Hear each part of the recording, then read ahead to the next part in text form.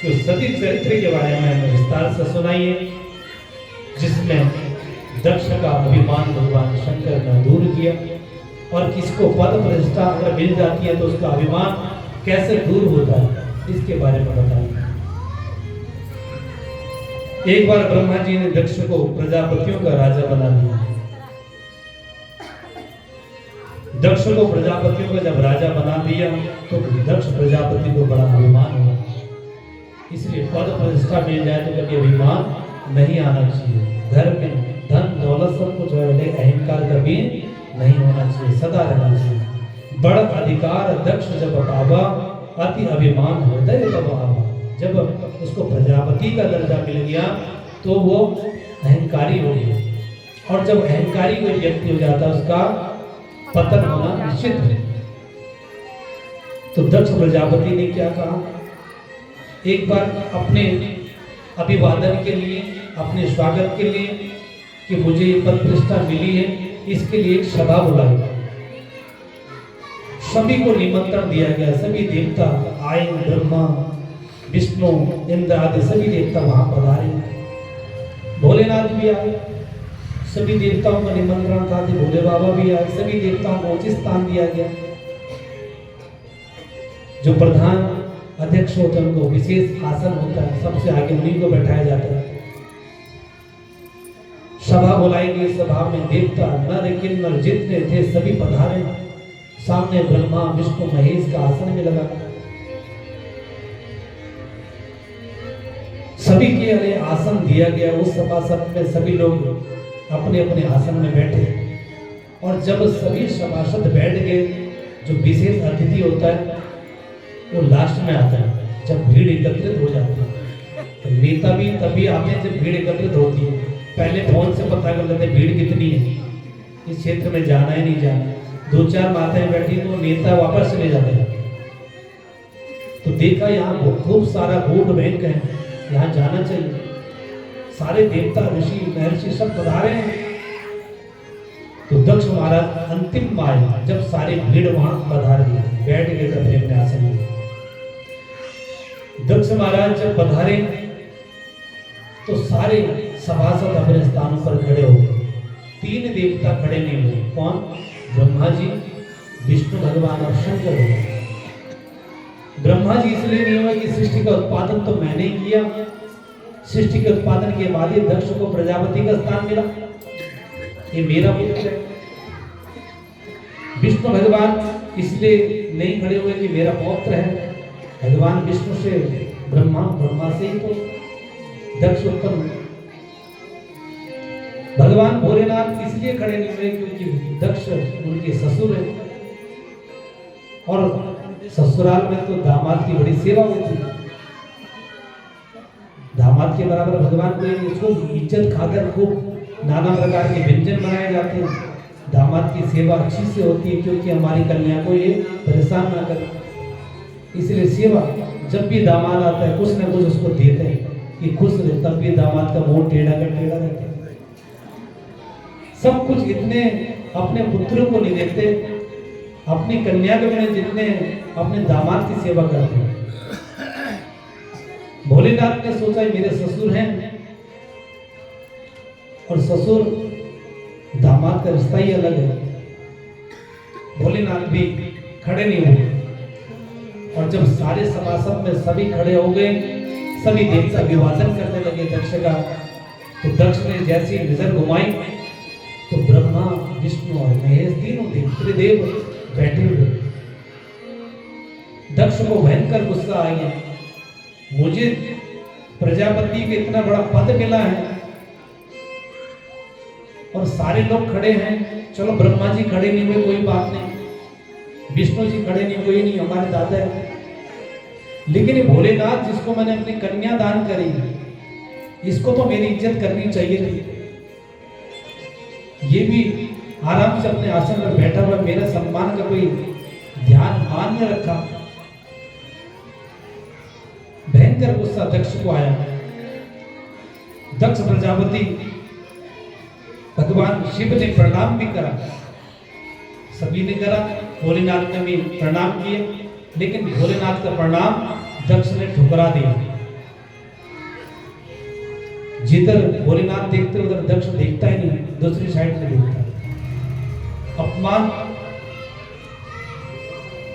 तो इधर सभी सभासद सभी लोग खड़े हो गए, और भगवान शिव भी खड़े होकर दक्ष को प्रणाम कर रहे हैं। भगवान शंकर को अपशब्द वो दक्ष कहने लगा कि तू नंगा धड़ंगा, रहने को कुछ नहीं, खाने को कुछ नहीं, कोई व्यवस्था नहीं। मैंने अपनी पुत्री का दान कर दिया तुझे, लेकिन तूने मुझे सम्मान नहीं दिया। पूरे सभासद, पूरे सभी देवताओं ने मेरा सम्मान खड़े होकर किया, लेकिन तू बैठा रहा। भयंकर क्रोध जब दक्ष को आया, तो दक्ष अपने मुंह से अपशब्द भोलेनाथ के लिए कहने लगे। भोलेनाथ भोलेनाथ है, शांत रहे। भोलेनाथ इसीलिए उनका नाम भोलेनाथ था। भोले बाबा को कुछ नहीं चाहिए, मन से भाव से जो एक लोटा जल चढ़ा देता है उसकी कामनाएं पूरी करता है। और सबसे जल्दी रुष्ट होने वाले देवता कोई है तो भोलेनाथ है, और सबसे जल्दी प्रसन्न होने वाले देवता है वो भोलेनाथ। भोलेनाथ को श्रृंगार नहीं चाहिए। भगवान श्रृंगार किसको चाहिए? भगवान विष्णु को, ठाकुर जी को श्रृंगार चाहिए, लेकिन भोले बाबा को बस प्रेम से, भाव से एक लोटा जल चढ़ा तो भोले बाबा प्रसन्न हो जाते हैं। तो भोले बाबा को अपशब्द दक्ष कहने लगा समाज के बीच में, और इतना भयंकर गुस्सा दक्ष को आया, श्राप दे दिए भोले बाबा को कि कहीं भी यज्ञ होगा तुम्हारा स्थान कहीं नहीं दिया जाएगा। तुम इतने बेविचारी हो, तुमने देखा ही नहीं कि तुम्हारे ससुर आए, इतना बड़ा पद मिला है, अहंकार में सभी देवताओं का स्थान बांटे गए। इंद्र को, ब्रह्मा को, विष्णु को, अग्नि, वायु, वरुण स्थान दे दिया, लेकिन भोलेनाथ को कहा कि तुम्हारा कोई स्थान नहीं होगा यज्ञ में। दक्ष प्रजापति आंख बबूला हो गया, गुस्से से लाल पीला हो गया। ये मेरा दामाद, ब्रह्मा जी का आदेश का पालन किया, ब्रह्मा जी ने आदेश दिया, ये तुम्हारा दामाद है, अब शब्द नहीं कहने चाहिए, ऐसा कटु वाक्य मत कहिए। लेकिन मद के मोह में वो दक्ष प्रजापति अहंकार से भर गया। और जैसे ही भगवान शिव को दक्ष ने श्राप दिया, श्राप सुनते ही नंदी से रहा नहीं गया। और नंदी ने जैसे ही श्राप सुना कि मेरे प्रभु के बारे में कोई अपशब्द कहे, कैसे मैं इन शब्दों को सुनूं, मेरे से रहा नहीं गया। नंदी को भी भयंकर गुस्सा आया, क्योंकि हरिहर निंदा सुने जो काना, हो ये पाप वो घात समाना। जो अपने कानों से पाप होते हुए दिखता है उसको सहस्र पाप लगता है। गौ घात का, गौ मारने के, जितने हत्या करने का जो पाप लगता है, जो अपने आंखों से कानों से पाप करते हुए दिखता है, उतना ही उसको लगता है। नंदी बोले, स्वामी आपकी निंदा जो सुनता है वो भी गौघाती होता है, इसलिए मेरे से सहन नहीं होता। दक्ष प्रजापति का गुस्सा 7वें आसन पर गया और प्रजापति दक्ष का पद क्या मिला, अभिमानी हो गया। इधर नंदी ने भी श्राप दे दिया। जब देखा नहीं गया नंदी को कि मेरे स्वामी को ये काफी देर से बक बक बक बक कर रहा है, नंदी ने भी श्राप दे दिया, जा तो बकरी का हो, बकरे का जन्म होगा, तुझे बकरे का मुंह लग जाएगा। उस सभा में भृगु ब्राह्मण देवता संत महाराज ने अपने दाढ़ी पर हाथ घुमा रहे थे। वो बोले, नंदी महाराज ये ससुर दामाद का झगड़ा तो बीच में क्यों आ रहा है? बोले, महाराज मेरे स्वामी है, मेरा परम कर्तव्य है। उधर इतने शिव के सारे जो गण हैं, भृगु महाराज ने भी शिव गणों को श्राप दे दिया, जो सब लोग पाखंडी होंगे। और ये सम्मान सभा क्या, ये तो श्राप सभा बन गई। श्राप सभा होने के बाद सभी लोग, भोलेनाथ वहां से निकल गए, फिर नंदी भी निकल गए और सारी सभा ही समाप्त हो गई। रहीमन धागा प्रेम का मत जोड़ो चटकाए, टूटे सो फिर जुड़ना जुड़े काट पर जाए। रहीमन प्रेम का धागा एक बार अगर टूट गया तो जुड़े। सभी को आसन दिया, सभी अपने अपने आसन में बैठ गए, लेकिन भगवान शिव को नहीं बुलाया। एक समय की बात है, भोले बाबा अपने तपस्या में लीन हैं और मां पार्वती अपने गृह कार्यों को कर रही है। ऊपर से विमान निकल निकल के जा रहे हैं, कभी विष्णु भगवान, कभी वरुण देव, अग्निदेव आदि सभी देवता अपने अपने विमानों से कनखल की ओर जा रहे हैं। भगवान शिव ने तो समझ गए, भगवान शिव कह रहे हैं, मन ही मन सोच रहे, भगवान का ध्यान लगा रहे। भगवान को सब पता है कि ये देवता किस लिए जा रहे हैं, लेकिन देवता जानबूझ के जो माता को चिढ़ाने के लिए उनके घर के ऊपर से विमान जा रहे हैं। जब मां पार्वती से रहा नहीं गया तो मां पार्वती ने पूछा, देवी तुम कहां जा रही हो? तब वो देवांगनाओं ने कहा कि आपके पिता ने कल हरिद्वार में बहुत बड़ा यज्ञ रखा है, आपको निमंत्रण नहीं आया।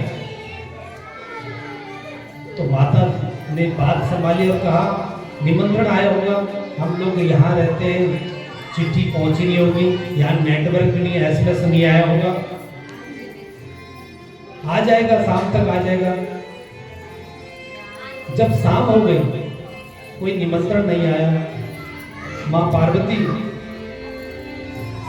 जब शाम को भोलेनाथ बाबा घर आए, तो सारे आकाश मंडल से दिन भर देवताओं को देखा, उड़ान भर के जा रहे हैं, नए नए वस्त्र पहन के जा रहे हैं। मैया सती ने सोचा, ये सारे देवता, इतने सारे देवताओं को बुलाया, पिताजी ने यज्ञ कराया, लेकिन हमारे पास कोई निमंत्रण नहीं आया। देवांगनाओं ने जोर से आवाज भी लगाई, सखी तुम नहीं चल रहे यज्ञ में, तुम्हारे मायके में इतना बड़ा यज्ञ होने जा रहा है। तुम्हारे पिता प्रजापति दक्ष ने हरिद्वार में इतना सुंदर भव्य आयोजन रखा यज्ञ का। सती मैया ने जैसे सुना तुम्हारे पिता ने यज्ञ रखा है, मां सती कह रही, मेरे पिता तो मुझे इतना प्रेम करते थे, सबसे ज्यादा प्रेम तो मुझे ही करते थे, लेकिन आज ऐसा क्या हो गया जो मुझे नहीं बुलाया, सभी देवताओं को बुलाया। मेरे बिना तो एक पल भी नहीं रहते थे। कुछ ना कुछ बात हुई। शाम को भोले बाबा पधारे। भोले बाबा को प्रणाम किया। मां सती ने, पार्वती जी ने, और कहा स्वामी, मेरे मायके में मेरे पिताजी ने इतना बड़ा यज्ञ कर रहे हैं, हमें भी उस यज्ञ में जाना चाहिए। भोलेनाथ ने कहा कोई निमंत्रण आया?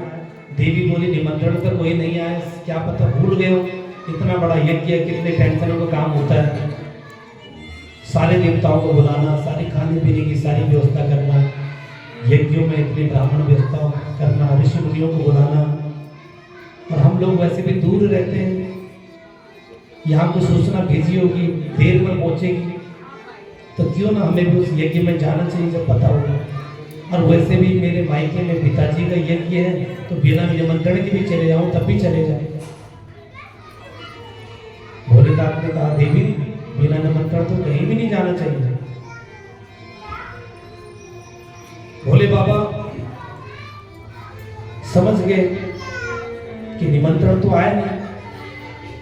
जब मां पार्वती नहीं मानी, अब बोली मुझे मायके जाना ही जाना है पिताजी के यज्ञ में।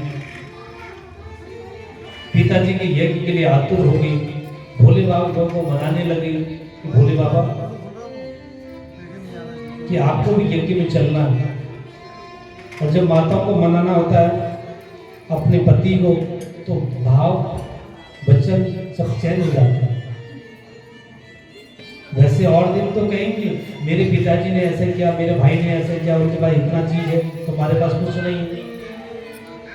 लेकिन अपने बात मनाने के लिए मां पार्वती भोलेनाथ से कह रही है कि आपके ससुर जी ने बहुत बड़ा यज्ञ रखा है कि ये पतिदेव तैयार हो जाए यज्ञ के लिए। लेकिन भोलेनाथ सब समझते हैं। अंत तो वक्त खूब सारी चर्चाएं हुई, पूरे विस्तार से हुआ। भोले बाबा ने मना किया कि मैं यज्ञ में नहीं जाऊंगा। फिर माँ पार्वती ने पूछा ऐसा क्या हुआ, क्यों यज्ञ में नहीं जाऊंगा? फिर जाके भोले बाबा ने पूर्व जो यज्ञ रखा था उसके बारे में बताया। जो अहंकार दक्ष को हुआ कि उसने एक बार ब्रह्मा जी ने प्रजापति का जो उसको आसन दिया तो उससे सहन नहीं हुआ, वहां मेरा अपमान हुआ। पूरी कथा मां पार्वती को भोले बाबा ने बताई। अंत में पार्वती जी नहीं मानी और पार्वती जी भोले बाबा को बोल के मैं जा रही हूँ अपने मायके, यज्ञ में जा रही हूँ। पार्वती जी चलेगी। भोले बाबा ने समझ लिया ये बिना निमंत्रण के जा रही है और दक्ष तो अपमान ले गई, इसने सती की अवहेलना करनी है। जाओ नंदी तुम चले जाओ साथ में। नंदी को भी भेज दिया साथ में। नंदी बाबा भी जा रहे हैं, मां सती भी गई। प्रजापतिस्ते ससुरस्य सांप्रतम निर्यापितो यज्ञ महोत्सव किल वयं च तत्राभिरसामवामो ते यद्गादे विबुधा प्रजल्यते तस्मिन् भग्न्यो मम सभृति स्वर्ग ध्रुव गमिष्यति सभा। देवी सती पार्वती जी चल दिए, पीछे से नंदी बाबा भी चल दिए साथ में। और जैसे कलकर हरिद्वार पहुंची, हरिद्वार में देखा सभी देवताओं की आसन, सभी देवता अपने अपने स्थान पर बैठे। मां पार्वती भी पहुंची और पार्वती ने सभी देवताओं को प्रणाम किया, लेकिन किसी भी देवता ने सटीक उत्तर नहीं दिया। आवत ही हर्षे नहीं नैनन नहीं स्नेह, तुलसी तहां न जाइए चाहे कंचन बरसे। मां पार्वती पहुंची उस सभा में, लेकिन कोई भी देवता प्रसन्न नहीं हुआ। बहनें हैं, उन बहनों ने भी अपने सपरिवार के साथ, बहन लोग आई हैं, उनको भी प्रणाम किए। लेकिन बहन प्रेम करने के बजाय उल्टा कह रही है, पार्वती तो बिना निमंत्रण के आ गई, तुझे तो पिताजी ने निमंत्रण ही नहीं भेजा। दूसरी बहन से मिली, वो भी ऐसे कर ले। माँ पार्वती ने उनको जवाब दिया, भेजा तो जरूर होगा लेकिन नहीं पहुंचोगे हमारे पास। पार्वती जी समझ गई कुछ ना कुछ दाल में काला जरूर है। आगे पहुंची, जब बहनों ने भी आतिथ्य सत्कार नहीं किया तो एक माँ ही मायके में एक ऐसी है जो अपने पुत्री को प्रेम करती है। और मायका तभी तक है जब तक माँ है। जब तक माँ है, आप जब भी जाओगे माँ आपका खूब आदर सत्कार करेगी। आओ बेटी, हृदय से लगाएंगे। सादर भले ही मिली माता, सादर भले ही मिली माता, भगनी मिली बहुत मोदकाता, भगनी मिली बहुत मोदकाता, सादर भले ही मिली माता, सादर भले ही मिली माता, भगनी मिली बहुत मोदकाता, भगनी मिली बहुत मोदकाता। प्रेम से माँ मिली, माँ पार्वती जी से अपने कक्ष की ओर ले गई। बेटी जल पियो, काफी देर से जल के आई नहीं। बड़ा सम्मान किया। आतिथ्य सत्कार होने के बाद भोजन के बारे में पूछा गया। माँ पार्वती ने मना किया। पुनः यज्ञ में चल दिए। यज्ञ में जैसे गए सभी देवताओं को देखा, भोलेनाथ का कोई स्थान नहीं मिला। भोलेनाथ का जब स्थान नहीं देखा तो माँ सती अचंभित हो गई। दक्ष की तरफ देखी, पिताजी आपको प्रणाम करती हूँ। दक्ष को माँ पार्वती जी प्रणाम कर रही है। दक्ष क्रोध में कोई उत्तर नहीं दे रहा, मुंह दूसरे साइड कर दे रहा। और जैसे ही देवी फिर भी कहते हैं पिताजी मना लेंगे, इतना प्रेम मुझे करते थे, आज ये पिताजी मेरे से रुष्ट क्यों दिख रहे। माँ सती सोच रही है कि मेरे पति को नीचा दिखाने के लिए दक्ष ने कनखल में यज्ञ रखा कि इसका अपमान हो सके, इसको यज्ञों में भाग न मिले। और मेरे स्वामी परम पिता है, कल्याण करने वाले देवता है। ये प्रतिशोध की भावना से यज्ञ रखा गया। जैसे मां पार्वती मन में सोचने लगी और चारों तरफ जब देखा, पिताजी को प्रणाम किया, उन्होंने कोई आशीर्वाद नहीं दिया, उल्टा अपशब्द कहने लगे। उल्टा जैसे कहने लगे तो मां पार्वती से सहा नहीं गई। और रुद्रभागम तमेव विवक्षा पिता जते हैं कदले विभो। मां पार्वती थर थर कांपने लगी। भयंकर गुस्सा मां पार्वती को आया और गुस्सा आते आते अपने शरीर में क्रोधाग्नि उत्पन्न कर ली। और उस क्रोधाग्नि में सामने यज्ञ चल रहा था, उसके समीप पहुंची और अपने शरीर से तेजोमय अग्नि के द्वारा अपने शरीर को ही भस्म कर दिया। बोलो पार्वती मैया की जय, बोलो शंकर भगवान की जय। और जैसे ये अवस्था सभी लोगों ने देखी, वीर भद्र नंदी से रहा नहीं गया। नंदी ने भी उत्पात मचाना शुरू कर दिया। इधर नंदी उत्पात मचा रहे हैं, उधर नारद महाराज भगवान भोले बाबा के पास पहुंचे। भोले बाबा, पार्वती जी तो यज्ञ में गई और उन देहाग्नि से अपना देह का अंत कर दिया। भोले बाबा रुष्ट हो गए। भयंकर गुस्सा भोले बाबा को आया। मैं पहले ही समझता था पार्वती मत जाओ मत जाओ मत जाओ, क्योंकि पार्वती नहीं मानी। भगवान भोलेनाथ भयंकर गुस्सा आया, अपने सर से बाल उखाड़ा और धरती पर पटका। वीरभद्र प्रकट हो गया। उन शंकर भगवान की जय। वीरभद्र ने कहा महाराज प्रभु मुझे आदेश दीजिए, क्या आदेश है मेरे लिए। भोलेनाथ ने कहा जाओ दक्ष सयज्ञम जही, दक्ष के सहित पूरा यज्ञ का दमन कर दो। वीरभद्र और वीरभद्र को भी भयंकर गुस्सा आया। उधर नंदी महाराज ने सभी देवताओं को, सभी जो ऋषि मुनि थे सब मारना प्रारंभ कर दिया, यज्ञ को विध्वंस कर दिया। भूत प्रेत डाकिनी शाकिनी पूरा यज्ञ, उधर जितने यज्ञ कर रहे सब देवता सब भागने लगे। भृगुबंधस मणिमाना वीरभद्र प्रजापति चंडी सा पूषणा देवा भगम नंदीश्वरेश्वरा। भूत प्रेतों में जिसकी पकड़ में जो देवता है पकड़ने लगे। भृगु मुनि को यक्ष करा रहे थे वो भी भागने लगे। मणिमान नाम के गण ने भृगुजु को दाढ़ी नोच ली। वीरभद्र ने प्रजापति दक्ष को पकड़ लिया। किसी ने मूसा को पकड़ा, किसी ने भद्र को। वीरभद्र ने कहा पूरा यज्ञ तहस नहस कर दो, बर्बाद कर दो। सब शिवगण यज्ञशाला में कूद पड़े, बल्लियां उगाड़ कर फेंकने लगे। कुछ भंडारे में रायते के कुंड में डुबकी लगाने, सब भंडारा भी चौपट कर दिया। वीरभद्र ने शिवगणों को सभी दाढ़ी की वो भी नोच ली। भृगु महाराज की पिटाई कर दी। वीरभद्र ने जोर से दाढ़ी नोची, दाढ़ी नोच कर फेंक दी। धड़ाम से गिर गए, चकनाचूर हो गए। फिर वीरभद्र ने जोर से मौका मारा और दक्ष का अंत कर दिया। बोल शंकर भगवान की जय।